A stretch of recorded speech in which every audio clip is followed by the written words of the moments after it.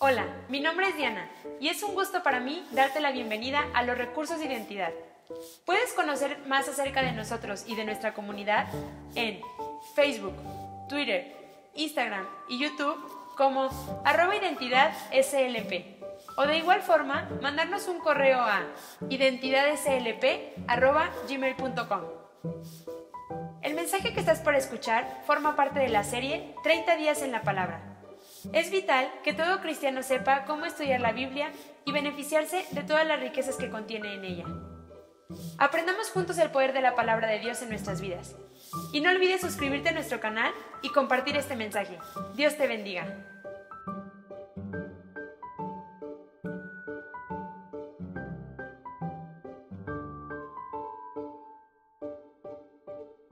¿Cómo están?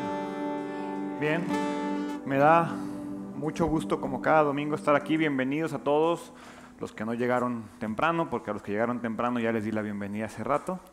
Gracias por estar aquí. ¿Cómo les ha ido en su reto de esta semana? Espero que todos lo estén siguiendo.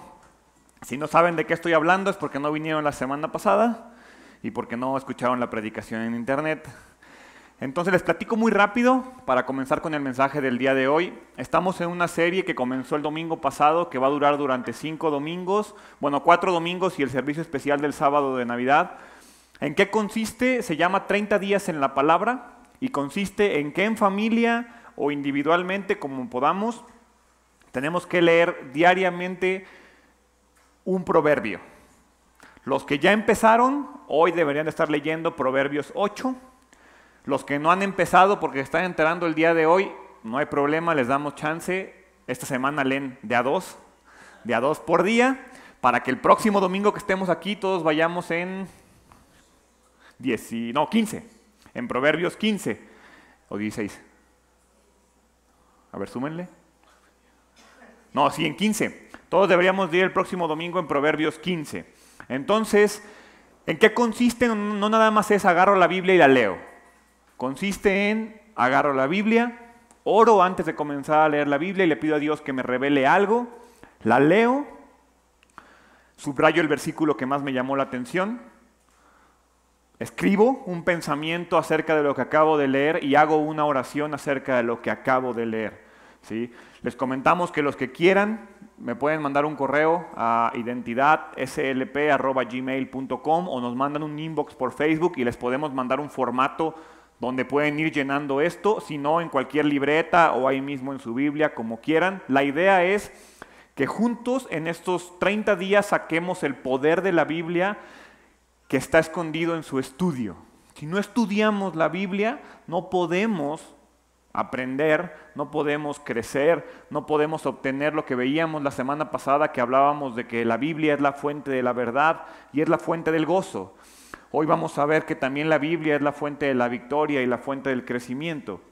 Entonces, no se trata nada más de leo la Biblia y ya, o vengo los domingos y escucho una predicación y me voy a mi casa y ya cumplí como buen cristiano. No, se trata de que nosotros aprendamos, estudiemos y que nos encarguemos de sacar la verdad que la Biblia tiene.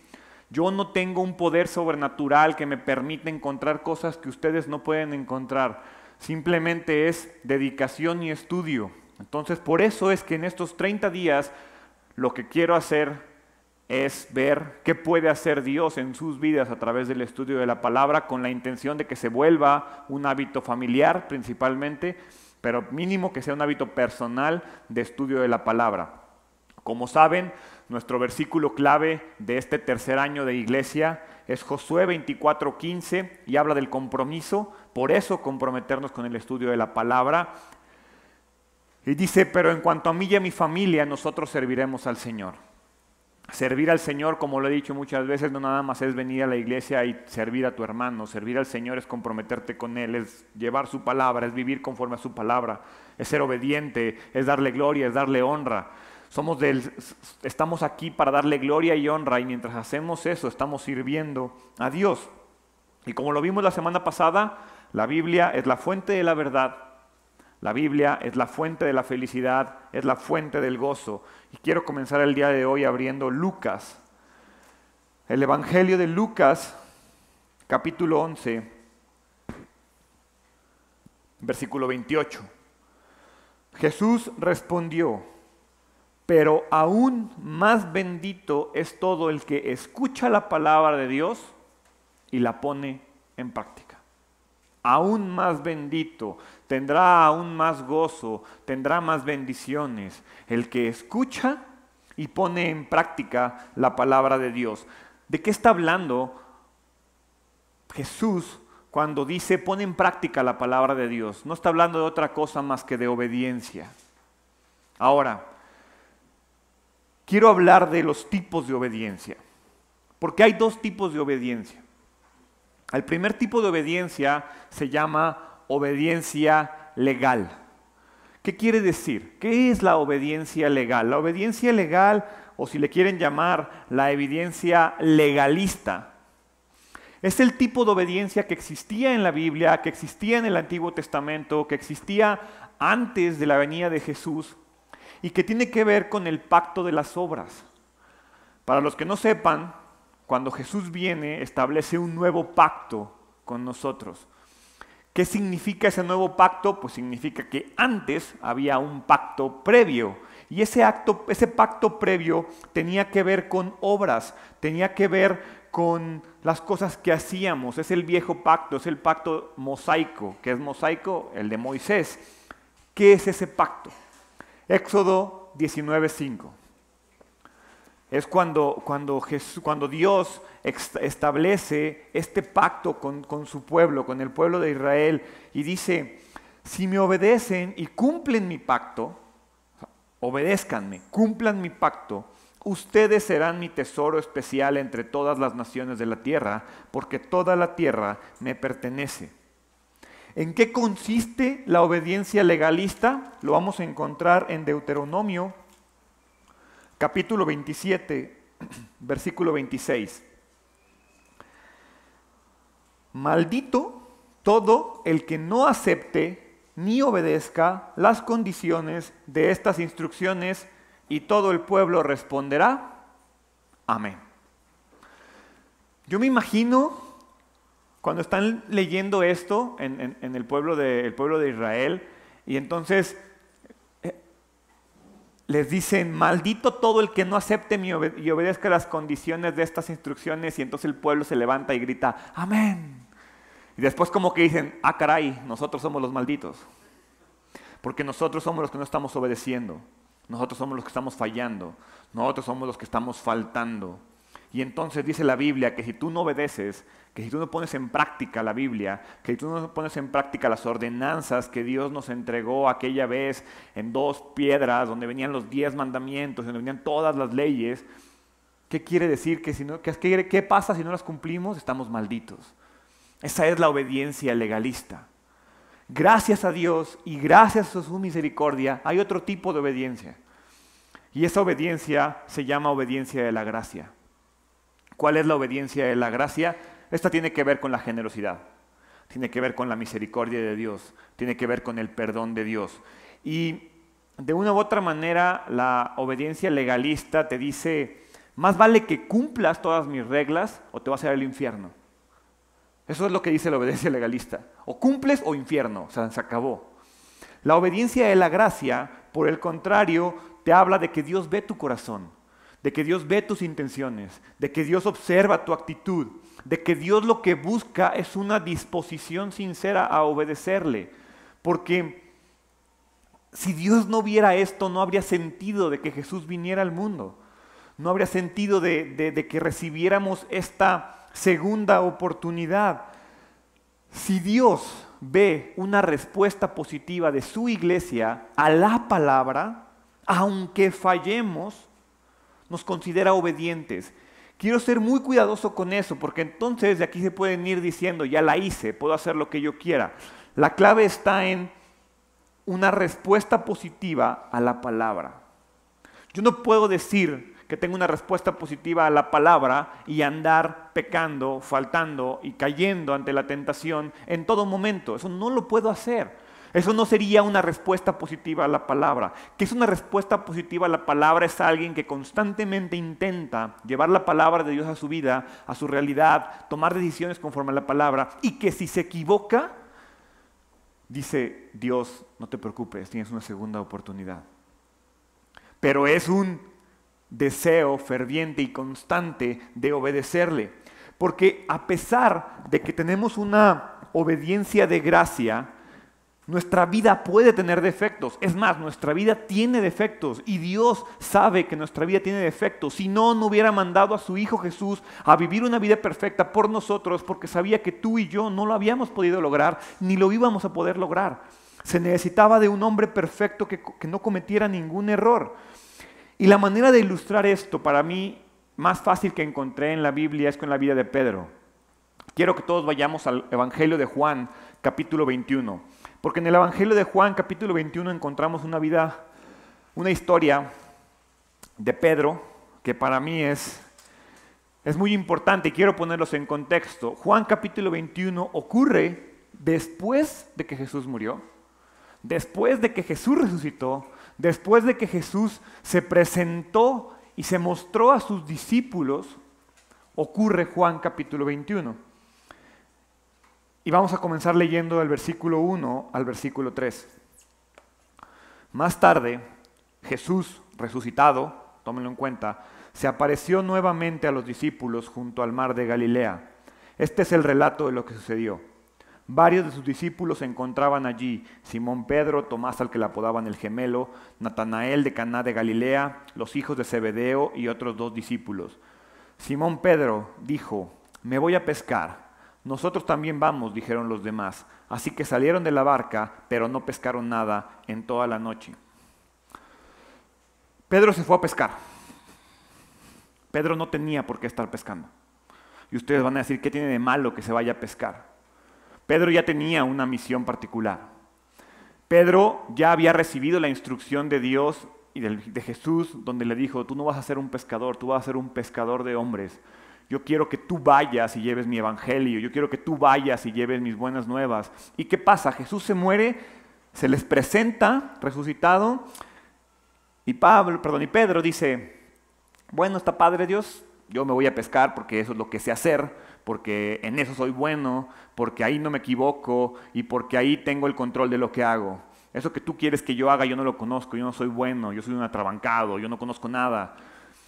Y entonces Jesús se les aparece en ese momento y les dice en el versículo 4 y 5, al amanecer, Jesús apareció en la playa, pero los discípulos no podían ver quién era.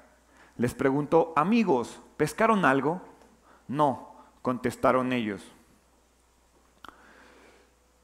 ¿Qué te ha pedido Jesús que obedezcas y tú no has hecho? ¿Qué te ha pedido Jesús que hagas y tú le has dado la vuelta? Y la pregunta que te digo es: ¿cómo te ha ido con eso? Porque aquí vemos cómo los expertos pescadores que eran los discípulos fueron a pescar, toda su vida habían hecho eso, y misteriosamente llegan y no pueden pescar ni un solo pez. Para mí es Dios diciéndoles: chavos, las cosas funcionan como yo digo. O sea, no tiene nada de malo lo que estaban haciendo, pero Dios les está diciendo: yo no los quiero pescando, yo los quiero haciendo esto, yo los quiero llevando mi palabra, yo los quiero cumpliendo mi evangelio. Y entonces Dios les dice: si tú crees que puedes volver a pescar, te equivocas.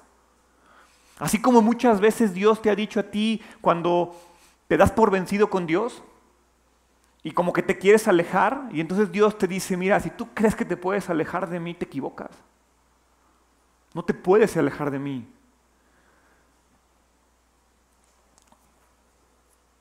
Pedro fue llamado al ministerio.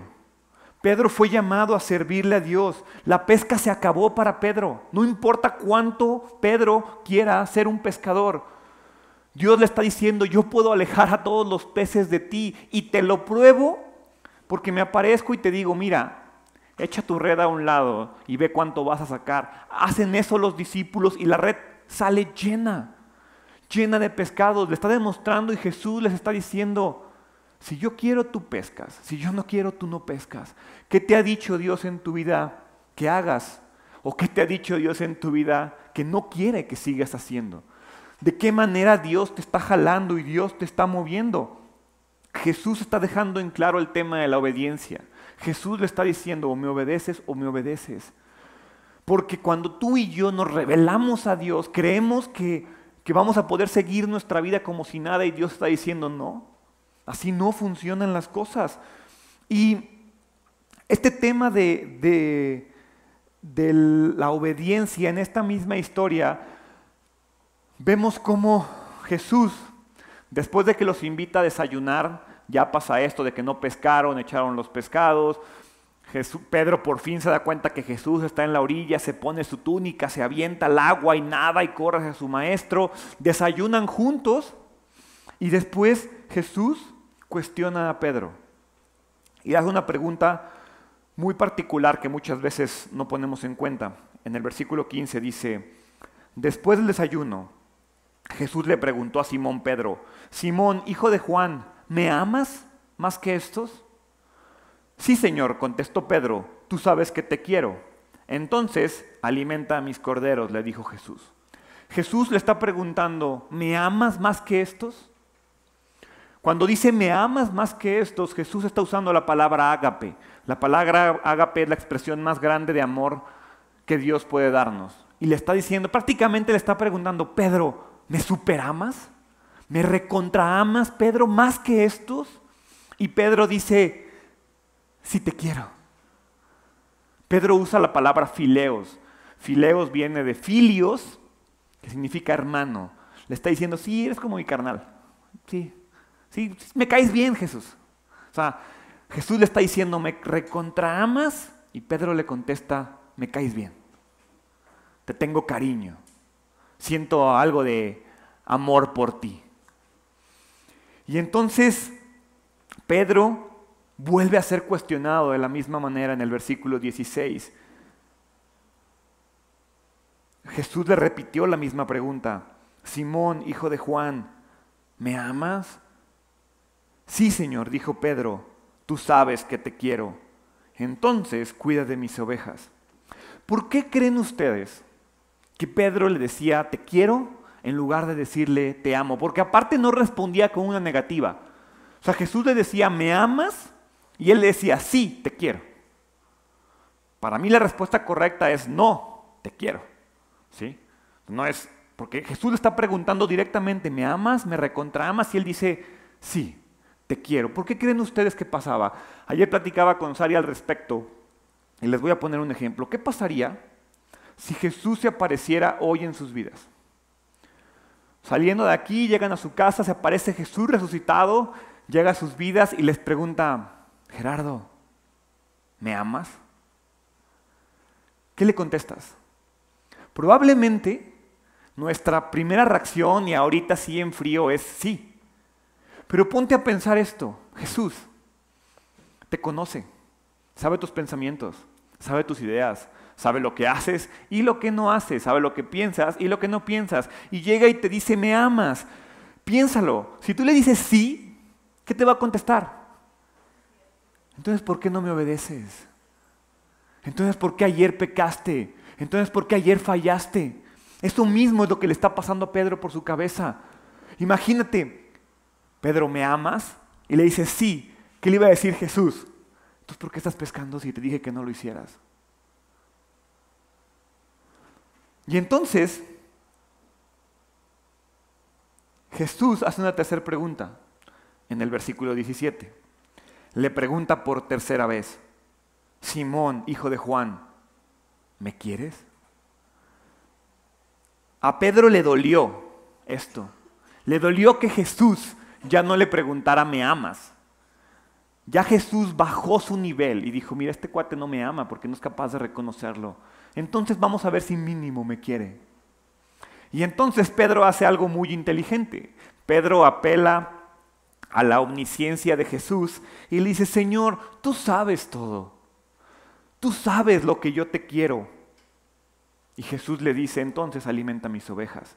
Ya no le pregunta por qué me amas, ya no le pregunta cuánto me amas, simplemente le dice, ¿me quieres? ¿Sientes cariño por mí? Y entonces imagina a Pedro frustrado porque fue el mismo Pedro que lo negó 3 veces algunos días antes.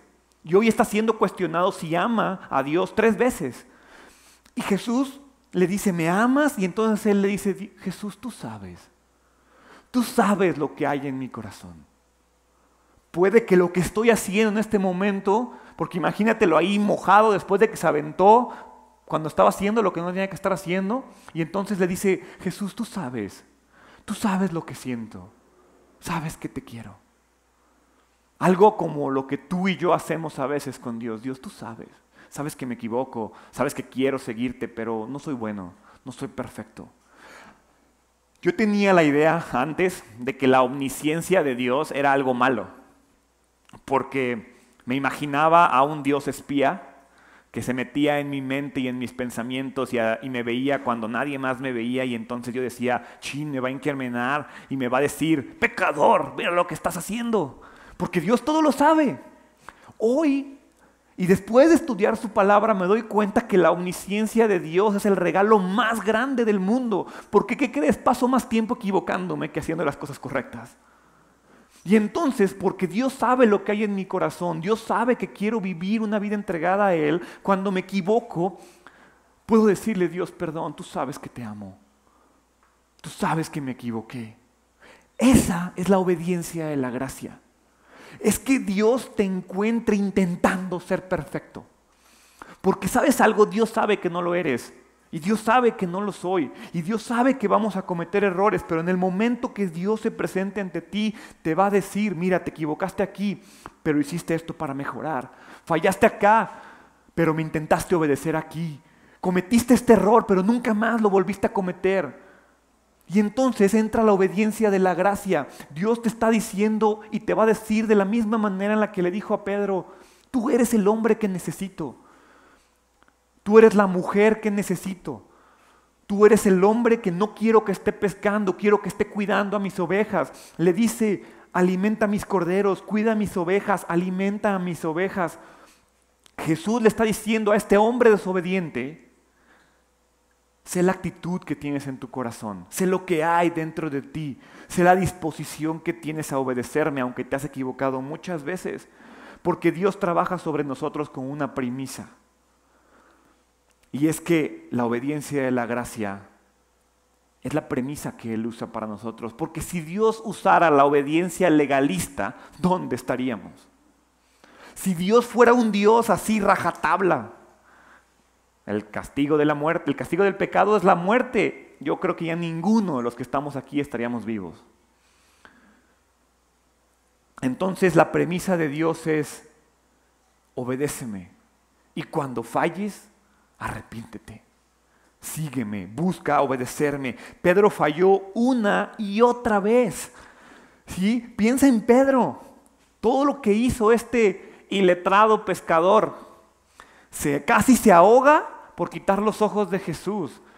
Agarra su espada y se quería enfrentar al ejército romano, él solo con su espadilla. Y Jesús le dice, tranquilo, ¿estás loco? Pedro, que negó a Jesús 3 veces. Este mismo Pedro, Dios te dice, sé que en tu corazón me quieres obedecer.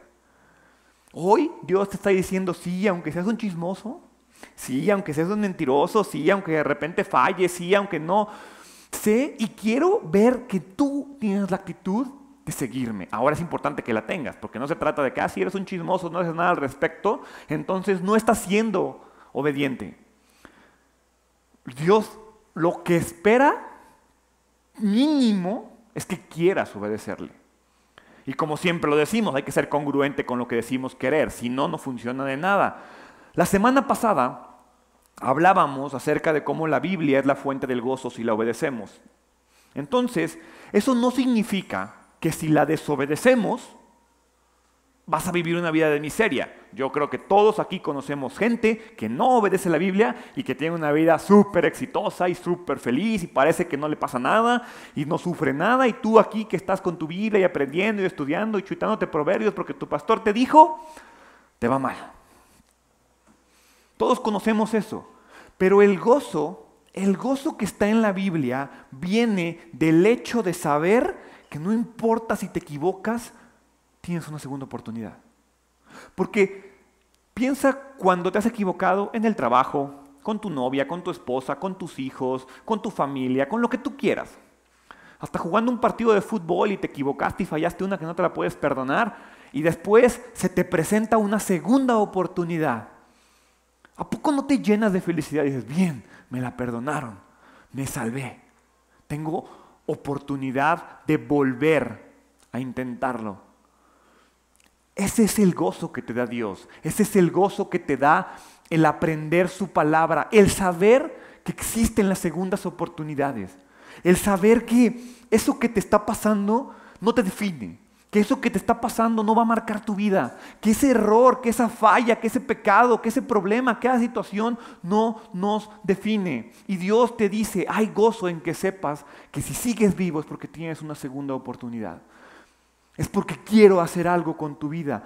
No sé qué quiere hacer Dios con tu vida. Y si alguien viene a decirte, hermano, yo sé lo que Dios quiere hacer con tu vida, te está mintiendo. Búscalo en la palabra y lee la Biblia. Por eso los ponemos a leer la Biblia aquí. Esta semana hemos estudiado Proverbios, algunos, no todos. Los que hemos estudiado Proverbios, a medida que hemos estudiado, a medida que hemos escuchado, hemos descubierto ciertas verdades y espero que las estemos obedeciendo. Espero que al leerlas hayas dicho, chin, yo estoy fallando aquí. Chin, Dios me está diciendo algo aquí. Y que la hagas y que cambies. Y no porque Gerardo dijo que lo hicieras. Porque si lo haces porque Gerardo dijo, estás apelando a la obediencia legalista. No estás apelando a la obediencia de la gracia. Lo haces porque sabes que es lo que te conviene. Porque las buenas obras, sin la actitud correcta, no sirven de nada. Las buenas obras sin la actitud correcta no sirven de nada. La semana pasada vimos la fuente de la verdad, la fuente de la bendición, la fuente del gozo. Hoy vamos a ver otros dos beneficios muy buenos. El tercer beneficio de estudiar la Biblia es la fuente de la victoria. La Biblia es la fuente de la victoria. ¿A quién de aquí le gusta perder? ¿A nadie? Qué bueno, me da gusto. Yo en lo particular soy muy competitivo. Y me gusta hacer las cosas pensando que puedo ganar. Me gusta hacer las cosas sabiendo que quiero ser el mejor.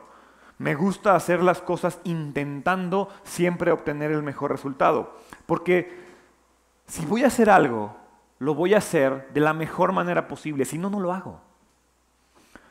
La razón por la cual yo en lo particular no he decidido correr un maratón es porque no he tenido tiempo de entrenarme, porque no nada más quiero correrlo y voy a hacer buen tiempo.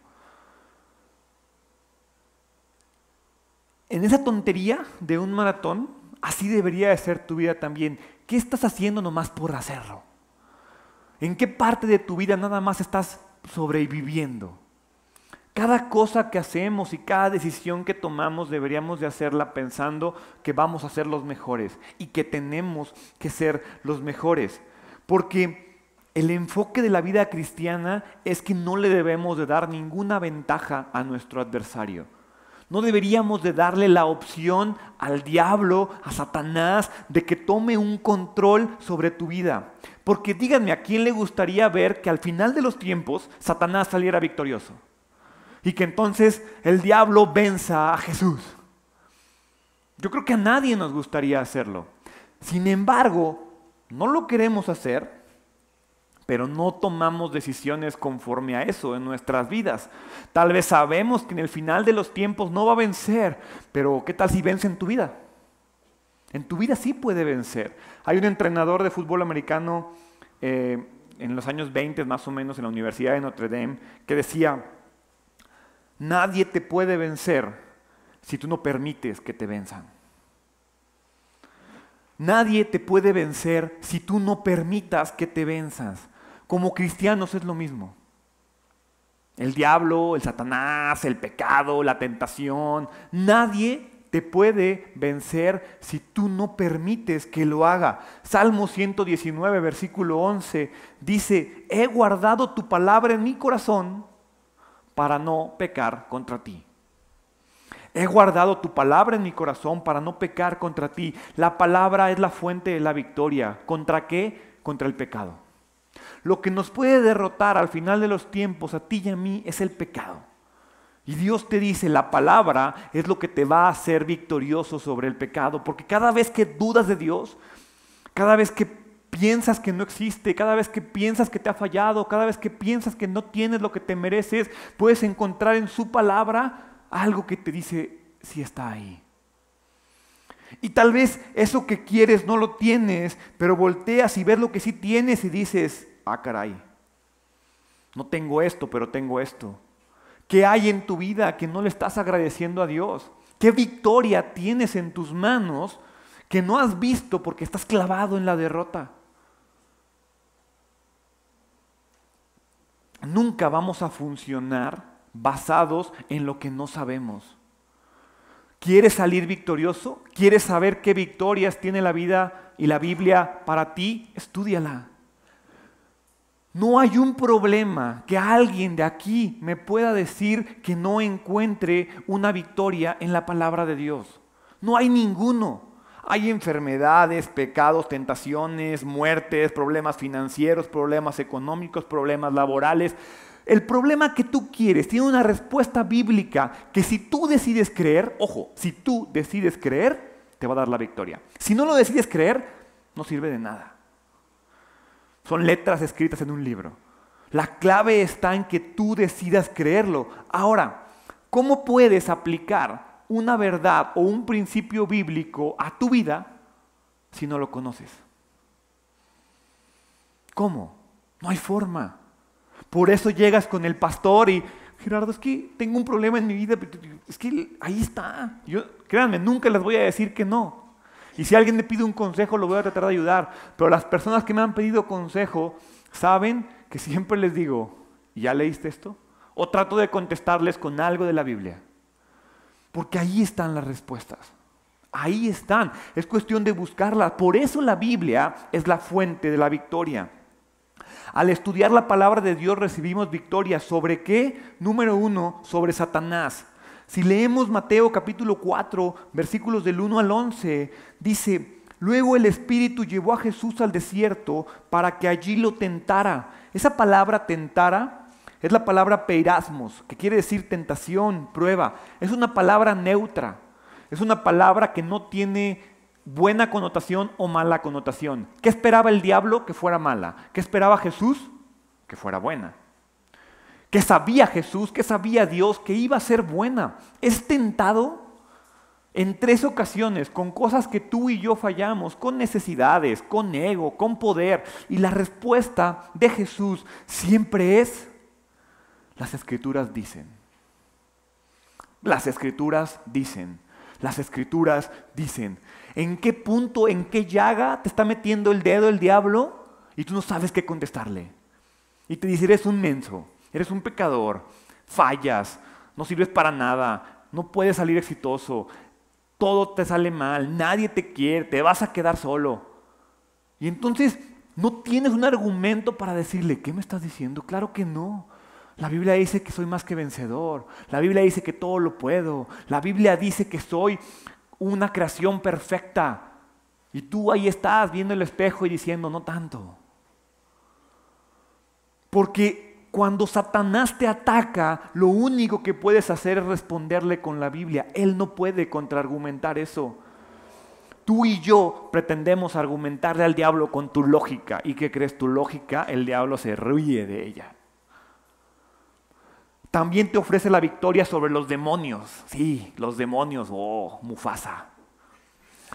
Lucas capítulo 4, versículo 33, habla de un hombre poseído y dice, cierta vez que Jesús estaba en la sinagoga, un hombre poseído por un demonio, un espíritu maligno, comenzó a gritarle a Jesús, vete, ¿por qué te entrometes con nosotros?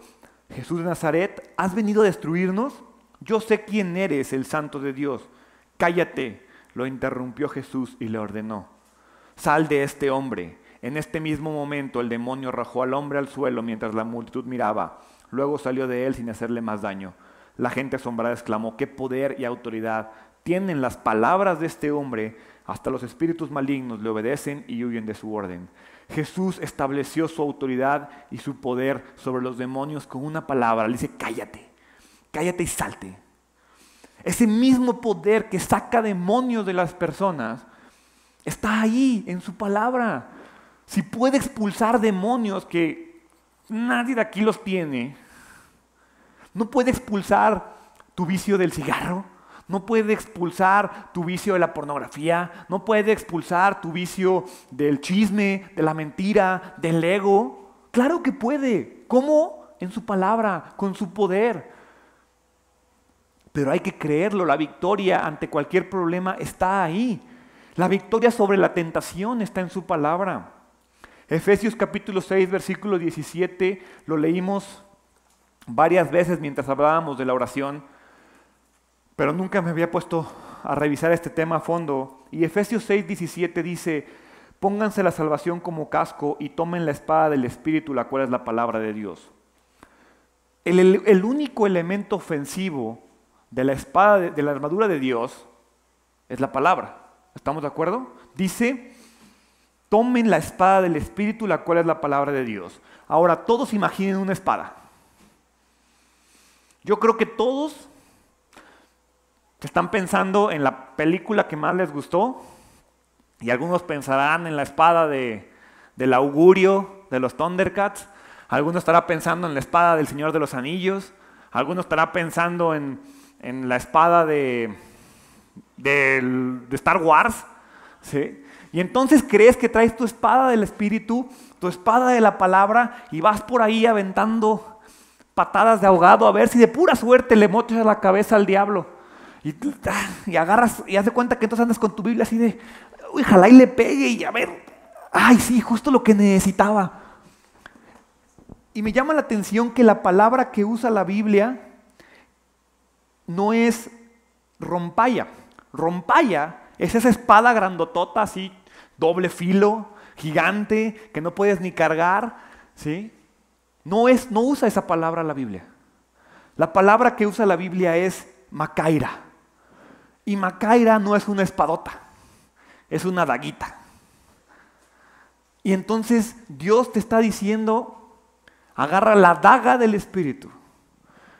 ¿Cuál es la clave con una daga? Pues para que una daga tenga efecto, tienes que clavarla en un buen punto. El espadazo, pues tiras un sablazo y le quitas la cabeza y ya le hiciste. Con la daguita, si la haces así, pues un rasguño.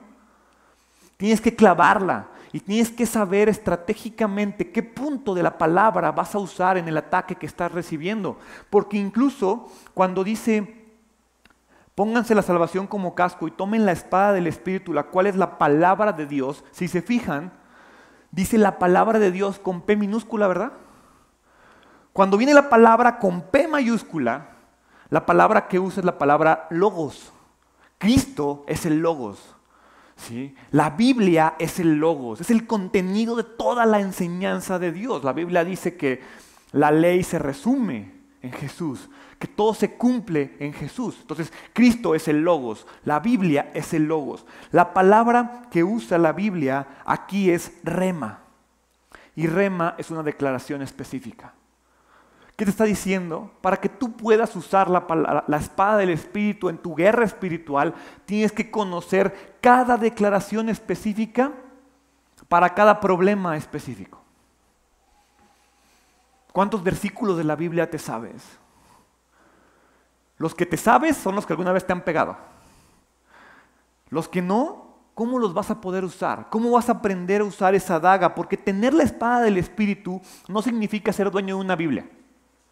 Eso no te hace poseedor de la espada del Espíritu. La espada del Espíritu, eres dueño de la espada del Espíritu cuando conoces el principio específico, bíblico, que ataca la tentación específica que estás pasando en tu problema específico. Ahí eres el poseedor de la espada del Espíritu. Porque Biblias, no, pues tengo como 50 espadas en mi casa. Y no me sirven de mucho mientras están ahí guardadas y cerradas. Por eso los hemos puesto a leer la Biblia, porque ahí está el gozo, ahí está la verdad, ahí está la victoria. ¿Y qué crees? En la Biblia también está el crecimiento. La fuente del crecimiento es la Biblia. me fascina Identidad, me fascina nuestra iglesia. He visto el crecer de muchos de los que están aquí.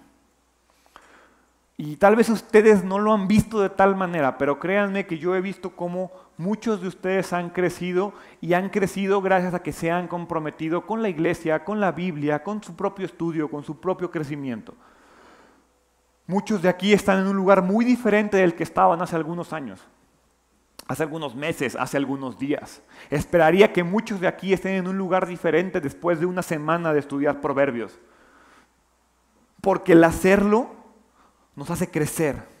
La diferencia entre los que han crecido más y los que han crecido menos es el estudio de la palabra.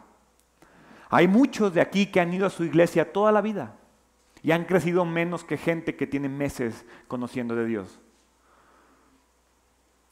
No está determinado por el tiempo, está determinado por el estudio de la palabra.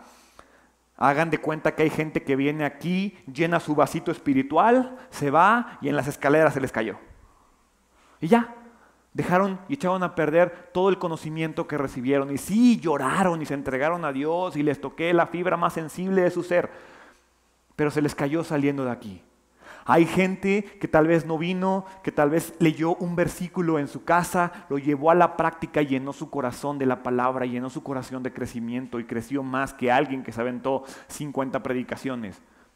Primera de Pedro capítulo 2 versículo 2 dice: como bebés recién nacidos, deseen con ganas la leche espiritual pura para que crezcan a una experiencia plena de la salvación. Pidan a gritos ese alimento nutritivo. ¿De qué le sirve la leche a un niño? ¿De qué le sirve la leche materna a un niño? Sin ella no creces, no puedes procesar ninguna otra cosa. ¿Qué crees? Espiritualmente pasa lo mismo contigo. No puedes procesar ninguna otra cosa. No importa cuántos libros leas, no importa cuántas predicaciones escuches, si no recibes la leche espiritual que está aquí para ti, no vas a crecer, no vas a avanzar. Yo recuerdo cuando comencé mi vida como cristiano, me encantaba escuchar predicaciones. Escuchaba predicaciones hasta 2 o 3 por semana, ¿sí? Y me fascinaba escuchar la que veía el domingo, la escuchaba otra vez y luego bajaba predicaciones de Rick Warren y John MacArthur y no, yo me sentía que conocía toda la Biblia. Pero después comencé mi diplomado en teología y la primera clase que tuve hace 7 años era Biblia básica y es cómo estudiar la Biblia. Y esa técnica que me enseñaron es la misma técnica que estamos siguiendo para estudiar Proverbios. Es todos los días estudia la Biblia, solo oras, escribes un pensamiento, lo aplicas a tu vida y haces una oración con respecto a eso. Comencé a hacer eso y entonces me empecé a sentir mejor que lo que me sentía escuchando predicaciones. Y finalmente, cuando comenzamos el grupo de jóvenes, cuando comenzamos la iglesia y que entonces me vi forzado a ya no nada más leer la Biblia, sino a estudiar la Biblia, a buscar comentarios bíblicos, buscar el significado de las palabras en el idioma original y comenzar a estudiar la Biblia, yo me dije, wow, estoy creciendo. Algo está pasando dentro de mí. Y me di cuenta que la única manera de crecer es a través del estudio de la palabra, que mi crecimiento estaba en proporción directa del tiempo que pasaba estudiando la Biblia. ¿Qué se necesita para poder crecer con la Biblia? Primera de Pedro, capítulo 2, versículo 1. Desháganse de toda mala conducta, acaben con todo engaño, hipocresía, celos y toda clase de comentarios hirientes. Mala conducta es maldad en general. ¿Qué está diciendo? La santidad es indispensable para crecer. Dejar de lado la maldad, confesar tu pecado, arrepentirnos, enderezar nuestra vida, acudir a la Biblia con el deseo de no fallar. No estoy hablando de que si no eres perfecto, la Biblia no va a cumplir su propósito en ti. Estoy hablando de la obediencia y de la gracia, de que a pesar de que no eres perfecto, quieres serlo, buscas serlo, y entonces la Biblia y la palabra tienen efectos en tu vida. Si no, no. No importa cuántas veces le hables a alguien, si esa persona no quiere, no sirve para nada. Yo conozco gente que está aquí sentada, que tal vez durante mucho tiempo les dijeron y no hicieron caso. Y de repente, un día decidieron creer y aquí están. Así funciona. No es cuando tú quieras, es cuando la persona que está escuchando la palabra quiera creer. De otra manera no sirve. Dice la Biblia en 2 Corintios capítulo 5, versículo 17.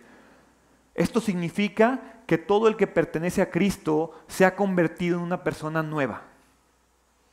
La vida antigua ha pasado, una nueva vida ha comenzado. Qué bonito, ¿verdad? Pero ¿qué crees? Santiago capítulo 1, versículo 18 complementa este versículo y te dice: Él, por su propia voluntad, nos hizo nacer de nuevo por medio de ¿qué? ¿Por medio de qué? De la palabra. Esa vida nueva que amas, que esperas, que tantas veces has dicho Dios me dio una vida nueva, viene a través de la palabra. Si la palabra no está actuando en tu vida, esa vida nueva no es real en ti. Dice, nos hace nacer de nuevo por medio de la palabra de verdad que nos dio, y de toda la creación nosotros llegamos a ser su valiosa posesión. Cristo nos da la vida nueva. Eso no lo puedo decir, no puedo cambiarlo. Es bíblico y lo dice, Cristo te da una vida nueva, pero es la palabra la que nos hace nacer de nuevo. No vas a poder llegar a Cristo si no es a través de tu palabra, porque entonces ¿en qué crees? Tienes que creer que de tal manera Dios te amó que envió a su Hijo unigénito a morir y que todo el que crea en Él tiene vida eterna. ¿Estamos de acuerdo? Eso es un principio bíblico, que si tú decides creerlo, Cristo te da vida. Pero ¿cómo te dio la vida? Cuando tú creíste la palabra, recibiste la oportunidad de nacer de nuevo porque creíste un principio bíblico. Cristo nos va a dar siempre una nueva oportunidad, pero siempre lo va a hacer a través de la palabra. Cuando cometas un error, te va a corregir y a dar una nueva oportunidad a través de la palabra.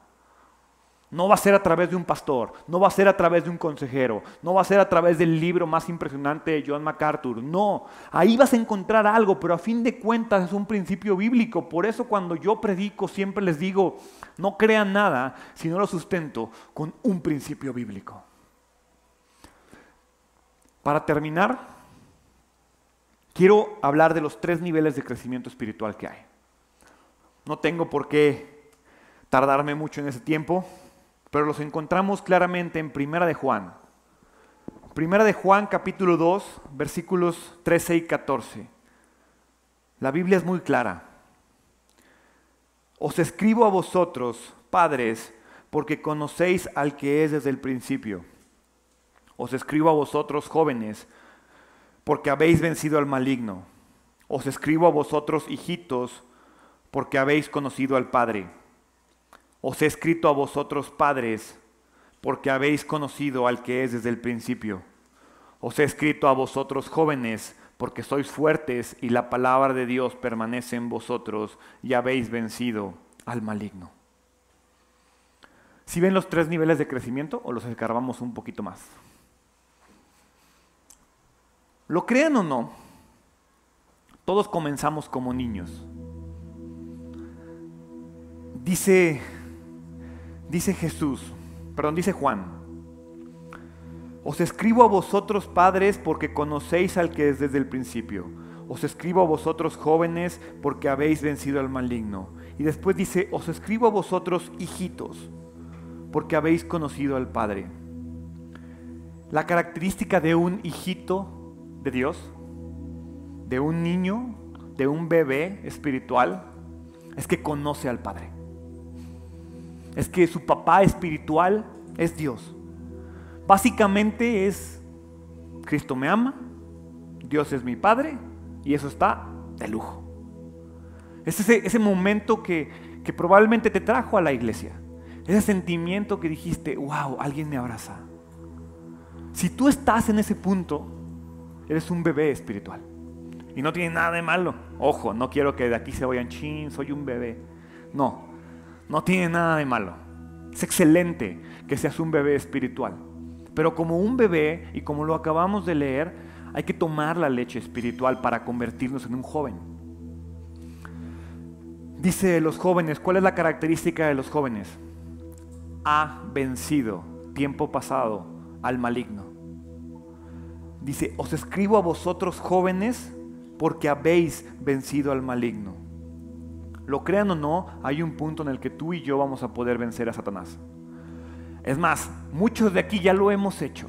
Ya hemos vencido un pecado, ya hemos dejado una tentación atrás, ya hemos salido victoriosos de una batalla. Y lo hemos hecho porque un principio bíblico nos ayudó, porque algo nos ayudó. Entonces, si tú ya has usado la Biblia para vencer un problema de tu vida, para vencer un pecado, para vencer una tentación, para salir adelante, felicidades. Ya no eres un niño espiritual. Ya estás creciendo y estás convirtiendo en un joven espiritual. El versículo 14 dice también de los jóvenes espirituales: porque sois fuertes y la palabra de Dios permanece en vosotros. Tal vez han vencido, tal vez son fuertes, pero tal vez la palabra de Dios no ha permanecido en ustedes. Entonces tal vez no han llegado a ser jóvenes, pero están creciendo, están avanzando, y eso es bueno. Es importante que no nos quedemos estancados, porque un joven espiritual es alguien que conoce la palabra. El objetivo de esta serie es que en estos 30 días, con Proverbios, tú y yo nos convirtamos en jóvenes espirituales. Que mínimo puedas aplicar Proverbios a tu vida. En Proverbios hay respuestas para todo, y los que lo han leído han visto cómo toca temas de cualquier cosa. Y quiero que a través de ese estudio todos nos convirtamos en jóvenes. Pero ¿sabes algo? No hay que quedarnos ahí. Según 2 Corintios capítulo 11 versículo 4, Satanás se disfraza de ángel de luz. Y yo creo que el diablo pasa un 99% de su tiempo creando sistemas perfectos de maldad. O sea, la prostitución, la delincuencia, el narcotráfico, todo eso no es obra del diablo. Todo eso es obra de ti y de mí y de nuestra naturaleza pecaminosa y de nuestro ego y nuestra vanidad. O sea, el diablo no viene a decirte eso. Tú lo haces porque lo quieres hacer. Para mí el diablo, que no es omnipotente, que no es omnipresente, no está preocupado por la venta de drogas en México. No está preocupado por la corrupción en el poder. Él está creando sistemas donde misteriosamente eso que siempre ha estado mal, ay, todo el mundo lo hace, ahora ya no. Y eso que siempre ha sido algo incorrecto, ahora comience a verse como algo bueno. Él está creando sistemas perfectos. ¿Cómo puedes vencer ese sistema perfecto con la Biblia? Un joven espiritual vence ese sistema perfecto. Es más, ¿quieres saber si eres un joven espiritual? Cuando te molestas, cuando ves a alguien que no sigue la Biblia, cuando te molestas cuando ves a alguien que no entiende que cómo todo está aquí y es tan obvio, estás siendo un joven espiritual. Porque tú ya estás viendo que hay un problema. Tú ya estás aplicando principios bíblicos a situaciones particulares. Pero si sigues molesto, es porque sigues siendo un joven. Sigues siendo te falta madurez. Porque llega un punto en el que, como dice Efesios capítulo 4 versículo 14, dice: entonces ya no seremos inmaduros como los niños. Ya no nos seremos arrastrados de un lado a otro ni empujados por cualquier corriente de nuevas enseñanzas. No nos dejaremos llevar por personas que intentan engañarnos con mentiras tan hábiles que parecen verdad. Todo el mundo lo hace, no pasa nada. Un joven permanece firme. Se molesta cuando ve injusticia, se molesta cuando ve que las cosas no funcionan y de repente se frustra porque es inmaduro. Pero nuestro objetivo y nuestra finalidad debería de ser convertirnos en adultos, convertirnos en padres. ¿Qué dice acerca de los padres el versículo que acabamos de leer? Los que van más allá de las Escrituras. Dice: os escribo a vosotros, padres, porque conocéis al que es desde el principio. Ir más allá de las Escrituras es ir más allá de la doctrina. Recuerdan cómo siempre les digo, no se trata de conocer la Biblia de Dios. Se trata de conocer al Dios de la Biblia. Cuando tú vas más allá de las Escrituras, pero no porque te las brincaste o las rodeaste, sino porque te adentraste tanto que comenzaste a ver y a escuchar al Dios que la escribió. En ese punto te conviertes en alguien que va más allá de la doctrina y vas hacia el punto más profundo de una relación con Dios. Todos comenzamos como bebés. Nadie comienza siendo un joven o un adulto. A medida que te alimentas de la palabra de Dios, te fortaleces y vas venciendo al mundo. Primera de Juan 5:4 lo dice: todo hijo de Dios vence a este mundo de maldad, y logramos esa victoria por medio de ¿qué? De la fe. La carne, el pecado, la tentación siempre va a ser un problema. Siempre vamos a tener tentaciones, pero tú y yo sabemos que si ponemos nuestra fe en la palabra de Dios podemos vencerlo. Después todos nos vamos a convertir en jóvenes si seguimos avanzando. Y cuando no somos jóvenes, nuestra labor es seguir creciendo, seguir aprendiendo, porque al final del día, al final de los tiempos, nuestra meta es presentarnos, como dice 2 de Timoteo capítulo 4 versículo 7, he peleado la buena batalla, he terminado la carrera, he permanecido fiel. Cuando tú seas capaz de todo corazón decirle a Dios esta verdad bíblica: he peleado la buena batalla, he terminado la carrera, y ¿sabes qué? He permanecido fiel, has alcanzado el crecimiento. Si te quedas en la etapa de bebé, te estás engañando. Si te quedas en la etapa de joven, te estás conformando. Llegar a la etapa de padre, de adulto, donde conoces al Dios de la Biblia, ahí está el gozo, ahí está la verdad, ahí está la victoria, ahí está el crecimiento. Ese es el objetivo máximo del crecimiento, hacer esa verdad tu vida. He peleado la buena batalla, me he esforzado por seguirte, me he esforzado por aprender de ti, he trabajado, he peleado la buena batalla, he terminado la carrera y ¿sabes qué? He permanecido fiel. Pregúntate, ¿has peleado la buena batalla? ¿Estás en la carrera? ¿Qué tan fiel estás siendo? ¿Por qué no cierras tus ojos y piensas en qué punto de la carrera estás? ¿Qué tanta fidelidad le has dado a Dios? Y le dices: Dios, perdóname. Perdóname porque no he sabido continuar la carrera. Porque me he desviado, porque me he echado para atrás, porque te he fallado. Pero ayúdame a corregir el camino. Ayúdame a aprender a escucharte. Ayúdame a conocer tu palabra. Ayúdame a encontrar la victoria, el crecimiento, la verdad y el gozo que existe en tu palabra. Quiero creerte. Te amo y quiero que al final me encuentres fiel. Yo sé que tú lo eres y lo que esperas es fidelidad de mi parte. Ayúdame a entregarme, ayúdame a pelear la buena batalla, ayúdame a terminar la carrera y ayúdame a ser encontrado fiel. En el nombre de Jesús, amén. Si no has sido capaz de seguir el plan 30 días, ¿qué crees? No te preocupes. La obediencia de la gracia te va a dar otra oportunidad. Comienza el día de hoy. Vamos a lograr ser como iglesia, una iglesia fiel, una iglesia que quiere crecer, una iglesia que se quiere comprometer y una iglesia que quiere recibir el poder de la palabra en sus vidas. ¿Por qué no te pones de pie? Iglesia de Identidad, que el Señor te bendiga y te guarde. Que el Señor te mire con agrado y te extienda su amor. Que el Señor te muestre su favor y te conceda la paz.